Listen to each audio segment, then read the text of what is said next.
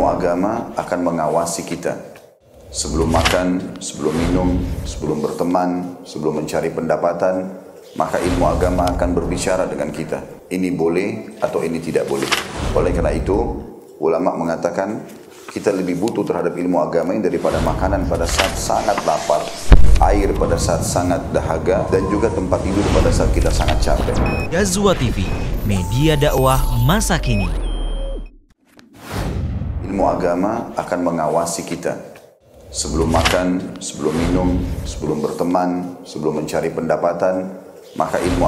Innal hamdalillah nahmaduhu wa nasta'inuhu wa nastaghfiruh wa na'udzu billahi min sururi anfusina wa min sayyiati a'malina. May yahdihillahu fala mudilla lahu wa may yudlil fala hadiya lahu. Asyhadu an la ilaha illallah wahdahu la syarika lahu wa asyhadu anna Muhammadan 'abduhu wa rasuluhu la nabiyya wa la rasula ba'dah. Ya ayuhan nasu ittaqullaha kama qala Allah Ta'ala fi kitabihil aziz. Ya ayyuhalladzina amanu ittaqullaha haqqa tuqatih wa la tamutunna illa wa antum muslimun. Wa qala jalla fi 'ula يا أيها الناس اتقوا ربكم الذي خلقكم من نفس واحدة وخلق منها زوجها وبث منهما رجالا كثيرا ونساء واتقوا الله الذي تساءلون به والأرحام إن الله كان عليكم رقيبا. وقال جل جلاله يا أيها الذين آمنوا اتقوا الله وقولوا قولا سديدا يصلح لكم أعمالكم ويغفر لكم ذنوبكم ومن يطع الله ورسوله فقد فاز فوزا عظيما. أما بعد فإن أصدق الحديث كتاب الله وخير الهدي هدي محمد صلى الله عليه وسلم وشر الأمور محدثاتها وكل محدثة بدعة وكل بدعة ضلالة وكل ضلالة في النار. Masyiral muslimin wa jumratul hadirin, jamaah sidang Jumat rahimakumullah. Ada sebuah potongan hadis yang berbunyi wa innal kadhiba yahdi ilal fujur wa innal fujura yahdi ilan nar. Dan sesungguhnya dusta akan membawa kepada kefajiran dan kefajiran akan membawa kepada neraka. Ini adalah sebuah peringatan yang keras dari Al-Habibul Karim Rasulullah sallallahu alaihi wasallam. Karena hakikatnya kedustaan bukan hanya perbuatan yang menodai lisan semata, tapi sebuah jalan yang menyeret manusia menuju kehancuran dirinya sendiri. Yang lebih menakjubkan lagi, hadirin sekalian, ada makhluk yang hidup dan tumbuh dengan kebohongan. Ia menembuskan telinga seseorang, membungkuskan kebohongan-kebohongan dengan kata-kata yang indah, menyelipkannya di balik senyuman yang menawan. Kebohongan adalah senjata mereka dan ketertipuan orang-orang adalah keberhasilan mereka. Siapa di antara kita yang belum pernah mendengar atau bahkan mengalami langsung penipuan itu sendiri? Entah itu dalam bentuk pinjaman online, dalam bentuk judi online, dalam bentuk kebohongan tentang kecelakaan anggota keluarga kita, dan yang lainnya yang membuat kita panik atau tergiur. Atau mungkin seseorang datang kepada kita dengan wajah yang ramah, kata-kata yang manis, janji-janji surgawi. Ia meyakinkan kita bahwa yang ia tawarkan adalah sesuatu yang akan membuat kita sukses, bahagia, tenang. Lalu karena kita percaya, kita ikuti arahannya. Kita beri dia kepercayaan, tapi di akhir kita ditinggalkan. Janji-janji yang telah ia umbar adalah kosong. Harapan kita hancur, dan yang lebih menyakitkan, dia tidak merasa bersalah sama sekali. Coba bayangkan satu hal yang mungkin pernah kita alami atau kita saksikan. Tiba-tiba ada yang muncul di notifikasi WhatsApp kita bahwa mengatakan kita pemenang 100 juta. Lalu tolong klik link tersebut link ini agar Anda bisa memprosesnya. Di situ tampak logo perusahaan dan sebagainya yang meyakinkan kita bahwasanya itu benar. Lalu apa yang terjadi ketika ada seseorang yang lalai atau tidak tahu tentang hal-hal seperti ini? Maka dia masuk ke dalam jebakan. Ia disuruh mengisi data pribadi, lalu mengirimkan biaya, administrasi dan sebagainya, dan akhirnya bukan hadiah yang didapatkan, tapi kerugian dan penyesalan. Dan setelah semua itu terjadi, apa yang dilakukan oleh orang yang mengirimkan pesan itu? Tidak ada tanggung jawab, tidak merasa bersalah, bahkan mungkin tertawa puas karena berhasil menipu orang-orang yang tidak waspada. Ma'syiral muslimin wa jumratal hadirin jamaah sidang Jumat rahimakumullah, itulah sekelumit atau sedikit dari cara kerja iblis dan para pengikutnya kepada kita. Ia tidak melulu datang kepada kita dengan wajah yang seram. Ia memprovokasi kita dengan janji-janji. Ia berkata, ayo coba ini menyenangkan, ini tidak apa, semua orang melakukannya, dan seterusnya. Sampai kita terjerumus kepada dosa, kita terjerat terhadap maksiat, dan saat hidup kita hancur, apa yang terjadi? Mereka akan menertawakan kita, seraya meninggalkan kita. Bahkan yang lebih mencengangkan, Allah Subhanahu wa taala mengabarkan tentang kabar itu di dalam Al-Qur'anul Karim. Bagaimana penampakan ketika nanti kita di akhirat, penampakan makhluk laknatullah alaih tersebut.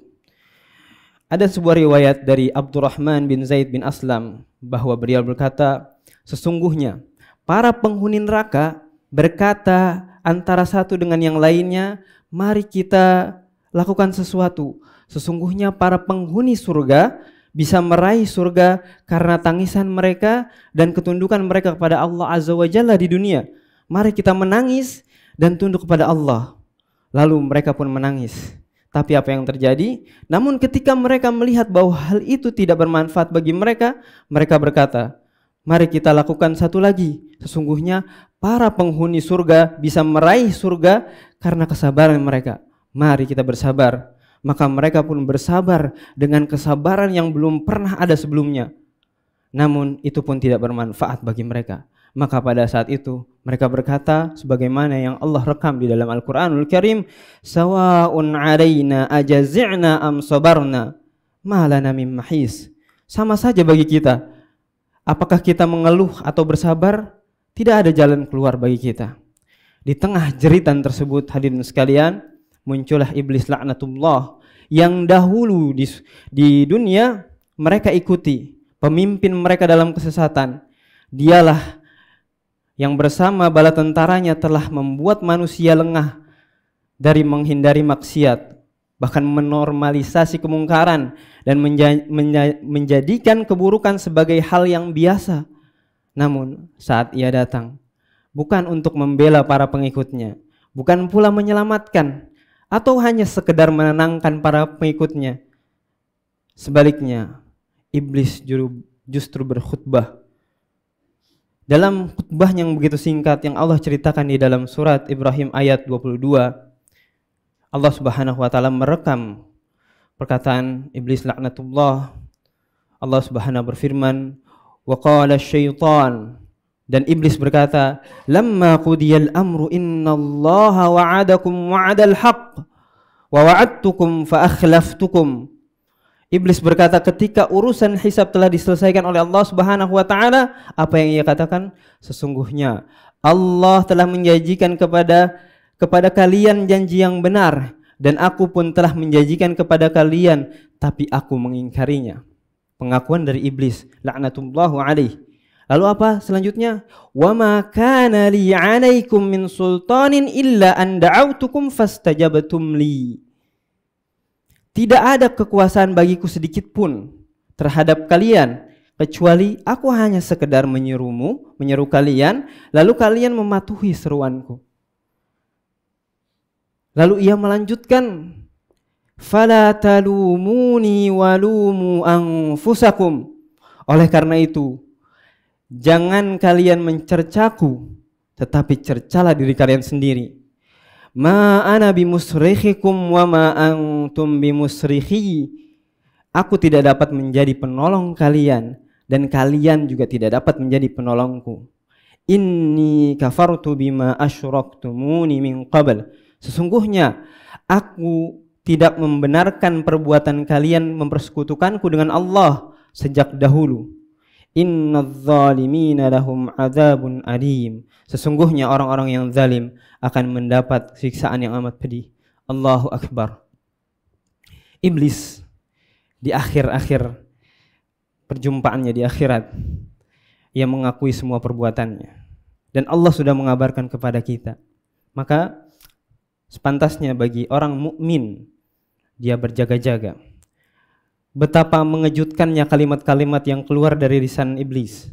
Bayangkan seseorang yang selama ini diikuti, dipercayai, dijadikan panutan, ternyata mencuci tangannya dari semua perbuatannya. Ia lepas tanggung jawab, ia bahkan menyalahkan para pengikutnya sendiri. Kenapa ini bisa terjadi? Apa yang membuat seorang mau mengikuti iblis? Apakah iblis datang langsung dan memaksa para manusia? Jawabannya tidak, kaum muslimin sekalian.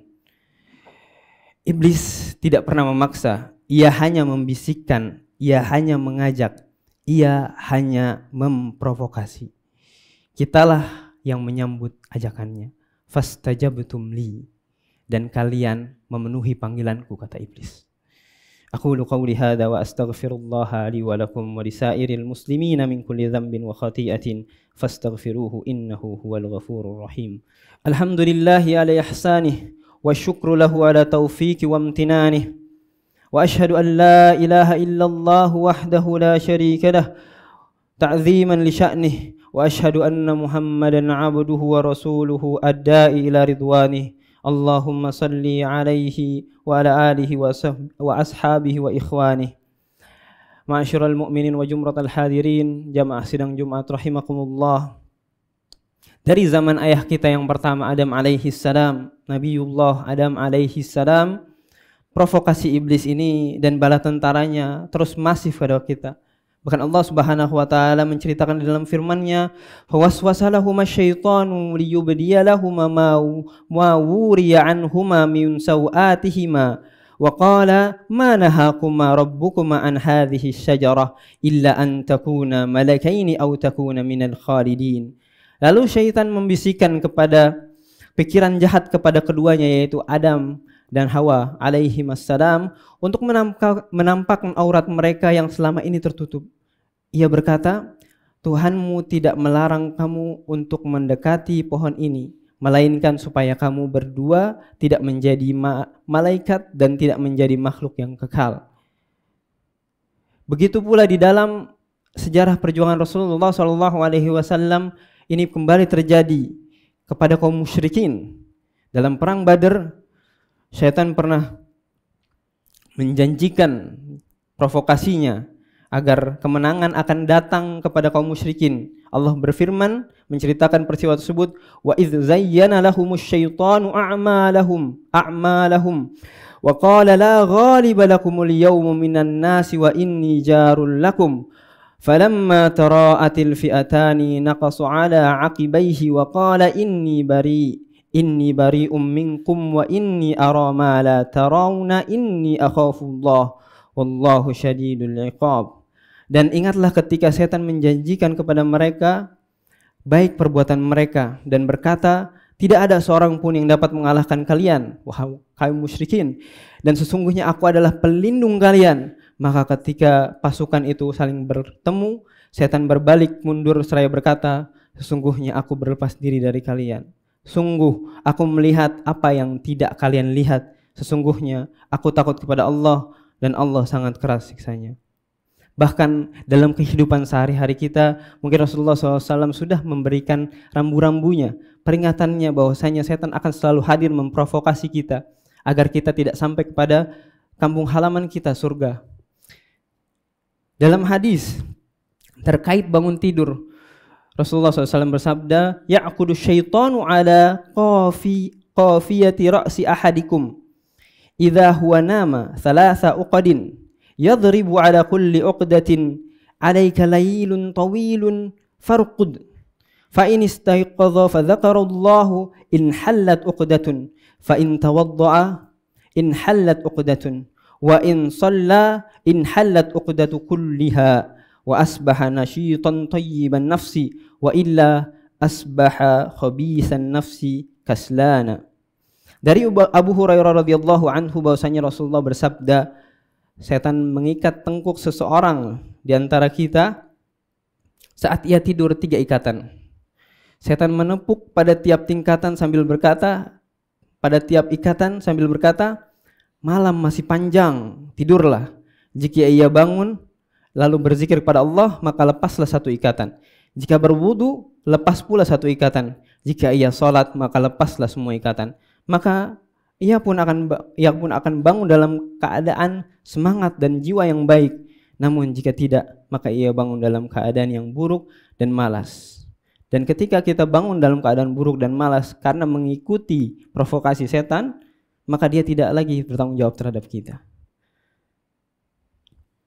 Dan yang lebih penting dari itu semua, yang tidak kalah penting, jangan kita menjadi penolong sang provokator ini.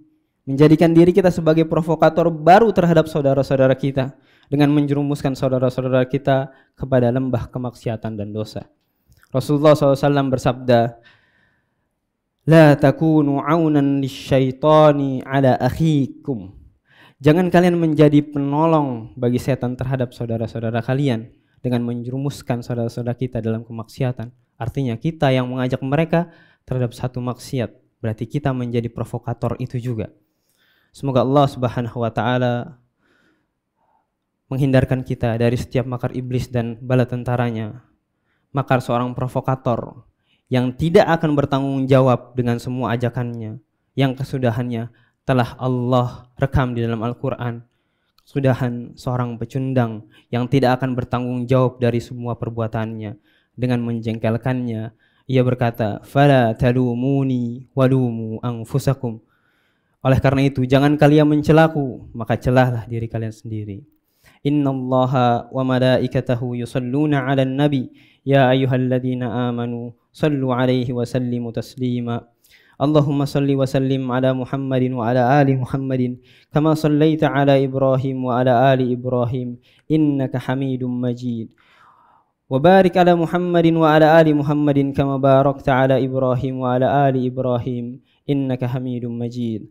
Allahumma ighfir lil mu'minina wal mu'minat wal muslimina wal muslimat al ahya'i minhum wal amwat innaka sami'un qaribun mujibud da'awat wa ya qadiyal hajat. Allahumma ati nufusana taqwaha wa zakkiha anta khairu man zakkaha anta waliyuha wa maulaha. Allahumma inna na'udzu bika min ilmin la yanfa' wa min qalbin la yakhsha' wa min nafsin la tashba' wa min du'ain la yusma'. Allahumma ya muqallibal qulub tsabbit qulubuna ala dinik. Allahumma a'izzal Islam wal muslimin. Allahumma a'izzal Islam wal muslimin. Allahumma a'izzil Islam wal muslimin. Allahumma ansur ikhwanana al muslimin al mujahidin wal mustada'afin fi Filistin. Allahumma tsabbit imanahum wa anzil sakinata 'alaihim ووحد صفوفهم. اللهم أهلك الكفرة والمشركين. اللهم دمر أعداءنا أعداء الدين وشتت شملهم وفرق جمعهم. ربنا آتنا في الدنيا حسنة وفي الآخرة حسنة وقنا عذاب النار وقنا عذاب النار وقنا عذاب النار.